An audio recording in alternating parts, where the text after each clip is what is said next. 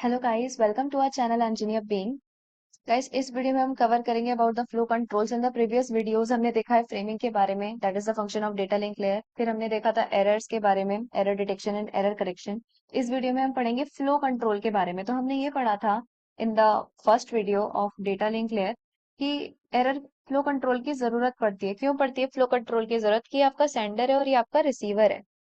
अब सेंडर की sending speed कुछ और होगी, रिसीवर की रिसीविंग स्पीड कुछ और होगी। तो यहाँ पे सपोज अगर सेंडिंग स्पीड ज्यादा होगी और रिसीविंग स्पीड कम हुई, तो यहाँ पे क्या होगा? डेटा लॉस हो जाएगा। तो यहाँ पे हमें क्या करना है फ्लो कंट्रोल करके कि हमें दोनों के स्पीड्स को एडजस्ट करना है so that there will not be any data loss. तो यहाँ पे दो अप्रोचेस होती हैं फ्लो कंट्रोल की। First approach is feedback based flow control, जिसमें आप डेटा को सेंड करते हो, सेंडर ने डेटा सेंड किया टू द रिसीवर और रिसीवर ने यहाँ से एक्नॉलेजमेंट दिया कि यस की डेटा रिसीव हो चुका है। And second is rate based flow control. अब रेट बेस्ड फ्लो कंट्रोल में क्या होता है यहाँ पे? to restrict the rate of transmission of data without requiring acknowledgement from the receiver। तो यहाँ पे रेट को मैनेज किया जाता है, जिस रेट से डेटा ट्रांसमिट हो रहा है उस रेट को रिस्ट्रिक्ट किया जाता है। यहाँ पे कोई एक्नॉलेजमेंट नहीं आता from the side of receiver. इसको यूज किया जाता है नेटवर्क और ट्रांसपोर्ट लेयर में। तो ये दो तरीके होते हैं, एक तो फीडबैक बेस्ड जिसमें एक्नॉलेजमेंट आता है और रेट बेस्ड जिसमें एक्नॉलेजमेंट नहीं आता। रेट को हम रिस्ट्रिक्ट करते हैं, रेट को चेंज करते हैं जिस रेट से डेटा ट्रांसमिट हो रहा है। अब यहाँ पे फ्लो कंट्रोल के प्रोटोकॉल्स हैं। एक आपका चैनल होगा नॉइजलेस चैनल और एक चैनल होगा आपका नॉइजी चैनल। नॉइजी चैनल यानी कि जहां पे आपके डेटा में एरर्स आ सकते हैं, आपके डेटा में नॉइज आ सकती है, एटेनुएशन हो सकता है। तो नॉइजलेस चैनल के लिए आपका पहला प्रोटोकॉल है सिंपल और सेकंड है स्टॉप एंड वेट प्रोटोकॉल। और नॉइजी चैनल के लिए stop and wait ARQ, go back and ARQ and selective repeat ARQ. ये दोनों प्रोटोकॉल जो है these are the part of sliding window protocols.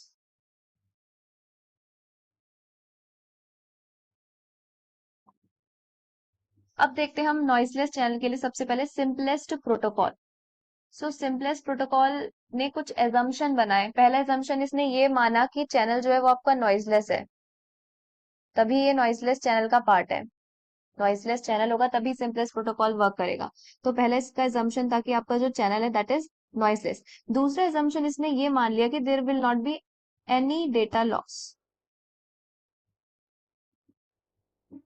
तीसरा एजम्पशन ये मान लिया क्योंकि कोई डेटा लॉस नहीं है तो यहाँ पे कोई एरर और फ्लो कंट्रोल नहीं है। So these are the assumption that are made by the simplest protocol. तो यहाँ पे क्या हुआ कि ये आपका सेंडर है ए और यहाँ पे रिसीवर है आपका बी। तो सेंडर ने फ्रेम ए भेजा और रिसीवर ने रिसीव कर लिया। उसके बाद देन रिक्वेस्ट आती है फ्रेम सेकंड के लिए, तो सेंडर ने फ्रेम सेंड कर दिया फ्रेम टू एंड देन यहाँ पे अराइव हो गया टू द रिसीवर। तो यहाँ पे ये है कि आप कितने भी फ्रेम्स को सेंड कर सकते हो और रिसीवर रिसीव कर लेगा, ऐसा एज्यूम कर लिया गया इन द सिंपलेस्ट प्रोटोकॉल। यानी कि यहाँ पे जो आपका बफर स्पेस है for storing the frame at the sender and receiver and, ये भी इनफाइनाइट है। अब ये तो मतलब ऐसा पॉसिबल नहीं हो सकता ना कि हमने जितने भी फ्रेम्स हम सेंड करते जा रहे हैं फ्रॉम द सेंटर साइड और रिसीवर जो है उसको रिसीव ही कर रहा है, उसके पास इतना सारा स्पेस है। तो यहाँ पे एज्यूम किया गया receiver is always ready to handle the frame coming from sender immediately. ये यूनि डायरेक्शनल प्रोटोकॉल है, एक ही डायरेक्शन में डेटा का ट्रांसमिशन हो रहा है। यहाँ पे कोई भी एक्नॉलेजमेंट नहीं है।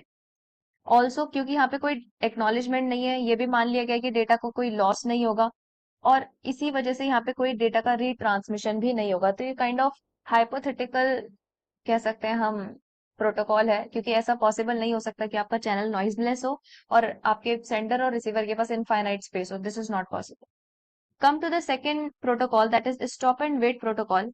इसमें क्या होगा कि सेंडर सबसे पहले आपका डेटा सेंड करेगा। यहाँ डायग्राम से समझते हैं। This is the sender A and this is the receiver B. तो सेंडर ने डेटा सेंड किया यहाँ पे, यहाँ से यहाँ तक डेटा सेंड हुआ। उसके बाद एक्नॉलेजमेंट भेजा बी ने, वापस यहाँ पे एक्नॉलेजमेंट भेजा। उसी के बाद ही आपका सेंडर जो है वो नेक्स्ट डेटा को सेंड करेगा। पहला डेटा यहाँ पे सेंड किया, एक्नॉलेजमेंट रिसीव हो गया, उसके बाद सेकंड डेटा सेंड होगा, data packet. After that acknowledgement receive होगा, देन अगेन आपका डेटा पैकेट यहाँ से सेंड हो जाएगा, देन रिसीवर आपको एक्नॉलेजमेंट देगा, उसके बाद ही आपका नेक्स्ट डेटा पैकेट जाके सेंड होगा। लेकिन यहाँ पे प्रॉब्लम क्या है? यहाँ पे हमारे पास तीन प्रॉब्लम्स हैं। Problem occur due to lost data. Now suppose कि सेंडर ने कोई डेटा भेजा, अब सेंडर तो क्या करेगा, एक्नॉलेजमेंट का वेट कर रहा है कि जब एक्नॉलेजमेंट आएगा मैं तभी नेक्स्ट डेटा सेंड करूंगा। सपोज ये डेटा वन है, अब यहाँ से तो कोई यहाँ पे जो है डेटा वन लॉस्ट हो गया किसी वजह से, तो अब एक्नॉलेजमेंट तो आया नहीं। अब सेंडर क्या कर रहा है, एक्नॉलेजमेंट का वेट करता जा रहा है, और रिसीवर क्या कर रहा है, डेटा का वेट करता जा रहा है। तो यहाँ पे पहली प्रॉब्लम क्या है कि जब आपका डेटा लॉस हो जाए, डेटा लॉस हो जाएगा तो एक्नॉलेजमेंट नहीं आ पाएगा, सेंडर भी वेट करता रहेगा और रिसीवर भी वेट करता रह जाएगा। तो this is the first problem, that sender wait for acknowledgement for infinite time and receiver किसके लिए वेट कर रहा है, डेटा के पास, क्योंकि इसके पास डेटा ही नहीं पहुंचा। दूसरी प्रॉब्लम हमारी क्या है कि ये सेंडर है, रिसीवर है, यहाँ पे आपने डेटा तो ट्रांसमिट कर दिया लेकिन आपका जो एक्नॉलेजमेंट है वो नहीं पहुंचा, तो यहाँ पे क्या करेगा, सेंडर वेट करता रहेगा इनफाइनाइट टाइम तक, क्योंकि जब तक एक्नॉलेजमेंट नहीं पहुंचेगा ये नेक्स्ट डेटा नहीं सेंड कर सकता। So this is the second problem, अगर एक्नॉलेजमेंट नहीं जाता है। तीसरा, अगर एक्नॉलेजमेंट बहुत देर में जाता है, सपोज ये एक्नॉलेजमेंट गया और वो बहुत टाइम के बाद गया, तो इस एक्नॉलेजमेंट को रॉन्ग कंसीडर कर लेगा आपका system. So these are the three problems associated with stop and wait protocol. तो स्टॉप एंड वेट में क्या था, सबसे पहले डेटा सेंड होगा, फिर सेंडर वेट करेगा एक्नॉलेजमेंट का, उसके बाद ही नेक्स्ट डेटा सेंड करेगा। तो एक एक करके डेटा सेंड हो रहा है यहाँ पे, तो ये बहुत टाइम कंज्यूमिंग भी है,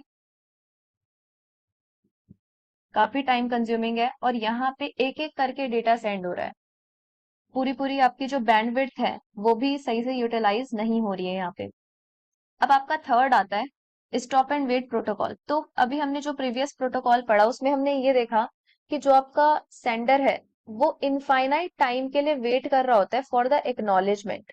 जैसे हमने देखा कि यहाँ पे आपका सेंडर है, यहाँ पे रिसीवर है, यहाँ से डेटा सेंड हुआ लेकिन एक्नॉलेजमेंट पहुंचा ही नहीं यहाँ पे, ठीक है, किसी वजह से नहीं पहुंच पाया। तो सेंडर जो है वो क्या कर रहा है, इनफाइनाइट टाइम के लिए सेंडर इज वेटिंग।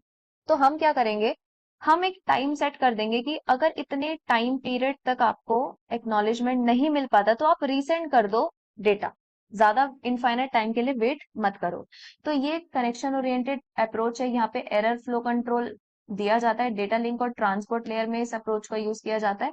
और इसने थोड़ा बहुत स्लाइडिंग विंडो प्रोटोकॉल को भी इम्प्लीमेंट किया है, जहाँ पे विंडो का साइज 1 है। ये अभी हम देखेंगे, नेक्स्ट प्रोटोकॉल स्लाइडिंग विंडो ही होगा, तब आपको पता चल जाएगा how it is implementing sliding window protocol. तो डायग्राम से समझते हैं कि यहाँ पे क्या हुआ है। तो A and B, this A is your sender and B is your receiver, and suppose आपका जो फ्रेम है वो कुछ इस तरीके से है,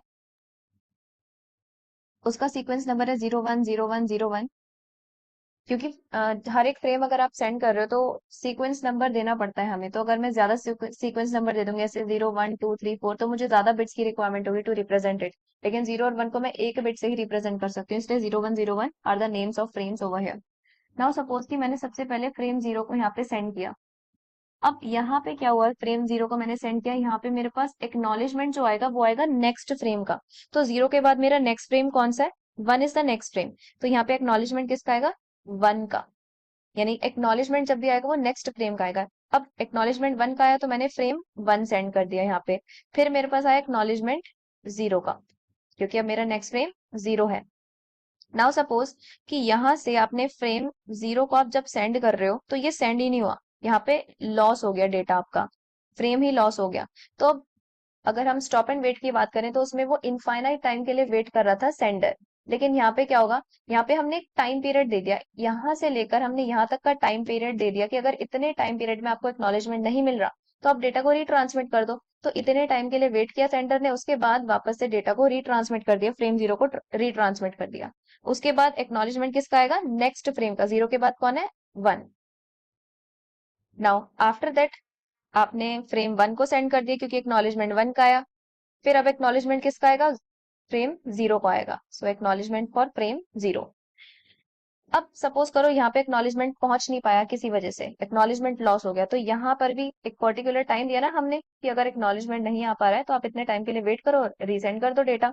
तो इसने क्या करा, डेटा रीसेंड कर दिया फ्रेम 1, क्योंकि इसके पास एक्नॉलेजमेंट नहीं आया 0 के लिए। इसका मतलब यह है कि प्रीवियस फ्रेम ही सेंड नहीं हुआ है, लेकिन वो तो हो चुका सेंड। तो अब यहाँ पे क्या करेगा, यहाँ पे जो आपका रिसीवर है वो डिस्कार्ड कर देगा इस फ्रेम को, ओके, क्योंकि डुप्लीकेट फ्रेम है, यहाँ पे ऑलरेडी रिसीव हो चुका था लेकिन इसको नहीं पता चला रिसीव सेंडर को। तो यहाँ पे बी क्या करेगा, डिस्कार्ड कर देगा डुप्लीकेट फ्रेम को और यहाँ पे एक्नॉलेजमेंट भेज देगा नेक्स्ट फ्रेम की। फाइन। सो इस तरीके से stop and wait ARQ work करता है। यहाँ पे प्रॉब्लम क्या है कि एक फ्रेम एक टाइम पे सेंड किया जा रहा है, आप मल्टीपल फ्रेम्स नहीं सेंड कर रहे, एक टाइम पे एक ही फ्रेम सेंड कर रहे हो, और poor utilization of the bandwidth. अब आपकी बैंडविड्थ ज्यादा है, आप ज्यादा नंबर ऑफ फ्रेम्स भेज सकते हो, लेकिन आप भेज एक ही फ्रेम रहे हो तो पूरा बैंडविड्थ का यूटिलाइजेशन नहीं हो रहा ना, रिसोर्स यूटिलाइजेशन प्रॉपर नहीं हो रहा, तो परफॉर्मेंस डाउन जाएगी, आपकी सिस्टम की थ्रूपुट कम जाएगा। So this is the protocol. Now comes the next protocol, that is sliding window protocol for noisy channel. Stop and wait ARQ भी नॉइजी चैनल के लिए था, और ये भी नॉइजी चैनल के लिए है स्लाइडिंग विंडो प्रोटोकॉल।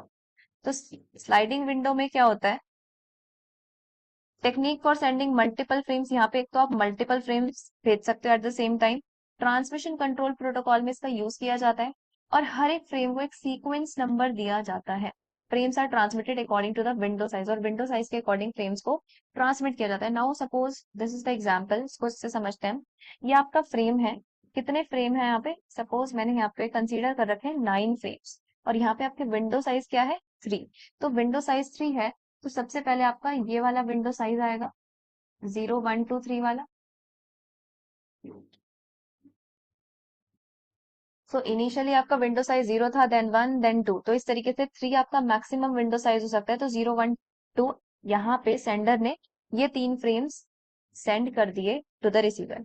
अब यहाँ पे क्या होगा, 0th जो आपका फ्रेम है उसका क्या आएगा, एक्नॉलेजमेंट आएगा। ठीक है, किसका, एक्नॉलेजमेंट ऑफ 0th फ्रेम यहाँ पे आपका आ चुका है। तो अब क्या होगा, आपका विंडो साइज आगे बढ़ेगा, तो विंडो साइज इतना हो जाएगा आपका, कहाँ से, 1 से हो जाएगा यहाँ तक, 1 2 एंड 3, ये तीनों आ जाएंगे आपके फ्रेम्स में। अब क्या होगा, यहाँ पे 2 ऑलरेडी सेंड था, और आपका विंडो साइज में है 1 2 3, तो 0 का एक्नॉलेजमेंट आ चुका है, तो आप 3 वाला जो फ्रेम है उसको सेंड कर सकते हो यहाँ पे। अब यहाँ पे एक्नॉलेजमेंट आएगा 1 का, अब 1 का एक्नॉलेजमेंट आ चुका है, इन दोनों का एक्नॉलेजमेंट आ चुका है, तो अब आपका विंडो साइज आगे फिर से बढ़ेगा, तो आगे फिर से बढ़ेगा तो आपके विंडो साइज में आ जाएंगे 2 4 एंड 3, ये तीनों आ जाएंगे। तो अब आप 4 को सेंड कर सकते हो, यहाँ पे 4 को सेंड कर दिया, और यहाँ से आपका एक्नॉलेजमेंट आ गया 2 का। सो इस तरीके से काम करता है आपका स्लाइडिंग विंडो प्रोटोकॉल। अब यहाँ पे अगर हम देखें तो आपके जो सेंड हमारे फ्रेम्स हैं, that is 0 1 2 3 and 4। So 0 1 2 3 and 4 these are the frames जो हमने सेंड कर दिया, और 0 1 2 का एक्नॉलेजमेंट आ चुका है। तो मैं इसको एक और बार ड्रॉ कर देती हूँ, because I want to tell you something. 0 1 2 3 4 5 6 7 8, so 9 frames है मेरे पास। तो ये वाले फ्रेम्स वो हैं जो सेंड भी हो चुके हैं और जिनका एक्नॉलेजमेंट भी आ चुका है। यहाँ पे देखो आप, एक्नॉलेजमेंट भी आ चुका है और सेंड भी हो चुके हैं। देन 3 4 5, 3 4 ये वो हैं जो सेंड हो चुके हैं बट इनका एक्नॉलेजमेंट नहीं आया है, और ये रिमेनिंग वो है जो ना तो सेंड हुए हैं, और एक्नॉलेजमेंट तो आएगा ही नहीं जब सेंड ही नहीं हुए। तो इस तरीके से आपका स्लाइडिंग विंडो प्रोटोकॉल काम करता है। अब स्लाइडिंग विंडो में हमारे दो प्रोटोकॉल्स आते हैं, गो back and ARQ। This is the first protocol for sliding window, and second is selective repeat ARQ। तो गो बैक एंड ARQ में क्या होता है, अगर आपका एक भी फ्रेम करप्टेड है, जैसे आप स्लाइडिंग विंडो के अकॉर्डिंग फ्रेम भेज रहे हो, आपने 0th फ्रेम भेजा, फर्स्ट भेजा, सेकंड भेजा, और ये तीनों आपने सेंड कर दिए, आपके पास इसका एक्नॉलेजमेंट आ गया 0 का, और जब आपने देखा कि फर्स्ट का एक्नॉलेजमेंट सपोज नहीं आया, ठीक है, तो जो भी आपका विंडो साइज होगा ना, सपोज विंडो साइज में आपके हैं फ्रेम 1 2 एंड 3, तो इन तीनों फ्रेम्स को आपको रीट्रांसमिट करना पड़ेगा, ये आगे के फ्रेम्स को डिस्कार्ड कर देगा। फाइन, तो इसको हम एक इसे डायग्राम से समझते हैं, थोड़ी सी थ्योरी पढ़ लेते हैं। If a frame is corrupted और lost, all the subsequent frames have to be send. तो वही चीज कि अगर एक भी फ्रेम आपका लॉस्ट हो गया, सपोज यहाँ पे 1 लॉस्ट हुआ था, तो जितने भी आपके स्लाइडिंग विंडो में फ्रेम्स होंगे उन सबको रीसेंड करना पड़ेगा। It has higher error rate, it waste a lot of bandwidth. Obviously आप बार बार रीट्रांसमिशन कर रहे हो फ्रेम्स का, ज्यादा फ्रेम्स का, तो बैंडविड्थ तो आपकी लॉस होगी। Number of frame send depend on the window size, तो विंडो साइज पे डिपेंड करेंगे सेंडर की, जो भी विंडो साइज होगी उसके अकॉर्डिंग आपके फ्रेम्स सेंड हो जाएंगे। यहाँ पर जो साइज होता है सेंडर विंडो का n, in this protocol. For example, go back 8, the size of sender window will be 8 and the receiver window will always 1. अच्छा, यहाँ पे जो नेम है that is go back n, तो n जो है वो सेंडर विंडो का साइज है। जैसे यहाँ पे गो बैक 8 का एग्जांपल दिया, यानी कि 8 फ्रेम्स एक बार में आप सेंड कर सकते हो, और रिसीवर की जो विंडो साइज है दैट विल बी ऑलवेज 1। तो n जो है वो साइज है, विंडो साइज ऑफ सेंडर है, और रिसीवर साइड की जो विंडो है दैट इज ऑलवेज 1। अब हमने एग्जाम्पल में क्या कंसीडर कर रखा है कि मेरे पास 9 फ्रेम्स है 0 to 8, और यहाँ पे जो विंडो साइज है वो 3 है, यानी कि n की वैल्यू क्या है आपकी 3। सेंडर साइड की विंडो कितनी है, साइज कितने साइज की है 3, यानी कि आप एक बार में 3 फ्रेम्स को सेंड कर सकते हो। तो 0 1 2 मैंने यहाँ पे सेंड कर दिया ऑलरेडी, इतना part we have already send. Now comes the acknowledgement for 0, बिल्कुल जैसे हमने प्रीवियस में देखा। सो यहाँ पे आ गया एक्नॉलेजमेंट फॉर 0। तो यहाँ पे आपका सपोज जब एक्नॉलेजमेंट 0 का आ चुका है यहाँ से, तो आपका विंडो का साइज आगे बढ़ेगा, तो विंडो का साइज ये हो जाएगा 1 2 एंड 3। तो आपका नेक्स्ट जो फ्रेम है दैट इज थर्ड फ्रेम यहाँ से सेंड हो जाएगा। और सपोज यहाँ से जब एक्नॉलेजमेंट आ रहा था 1 का, तो वो आ नहीं पाया सेंडर के पास, किसी वजह से यहीं पे लॉस हो गया।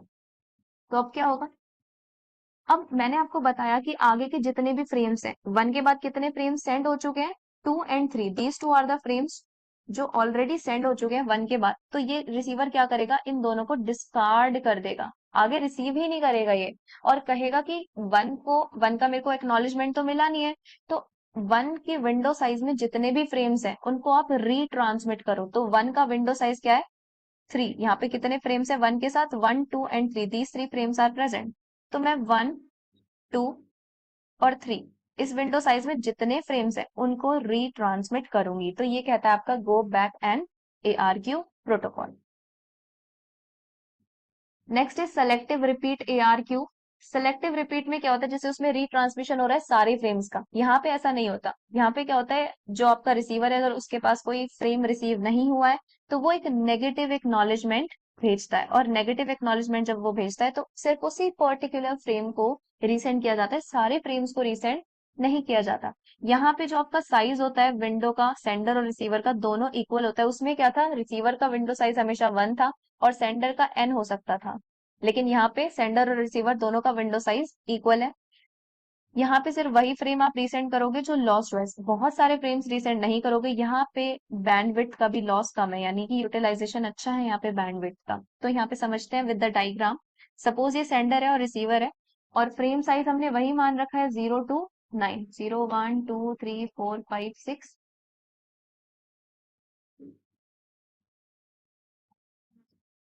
So this is 9 size, 9 frames आते हैं। सो 0 1 2 आपने ऑलरेडी इतना पार्ट सेंड कर दिया। यहाँ पे आया आपके पास 0 का एक्नॉलेजमेंट। अब 0 का एक्नॉलेजमेंट आ गया तो विंडो साइज एक आगे बढ़ेगा। जब विंडो साइज एक आगे बढ़ेगा तो आपका विंडो साइज कुछ इस तरीके से आ जाएगा, यहाँ पे 0 1 2 एंड 3 4। सो विंडो साइज यहाँ पे आ गया आपका। जब 0 का एक्नॉलेजमेंट आ गया तो आप थर्ड फ्रेम को सेंड कर दोगे। उसके बाद सपोज आपका यहाँ से 1 का एक्नॉलेजमेंट आना था बट वो आ नहीं पाया किसी वजह से। तो प्रीवियस में क्या हो रहा था कि आगे के फ्रेम्स जो थे 2 एंड 3 वो जो सेंड हो चुके हैं वो डिस्कार्ड हो जाएंगे, और 1 का जो विंडो साइज है, यानी कि 1 से एसोसिएटेड जो भी विंडो साइज है 1 2 3, ये सब रीसेंड हो रहे थे यहाँ पे। लेकिन यहाँ पे क्या होगा, हम रीसेंड नहीं करेंगे।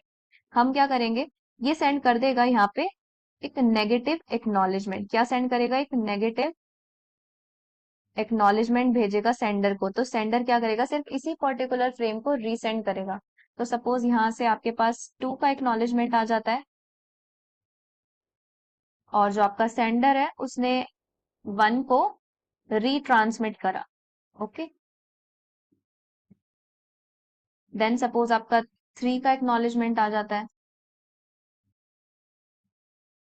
सो इस तरीके से जैसे जैसे एक्नॉलेजमेंट आता जाएगा वैसे वैसे आपका विंडो का साइज इंक्रीज होता जाएगा। सो इस तरीके से काम करता है सेलेक्टिव रिपीट एंड ARQ।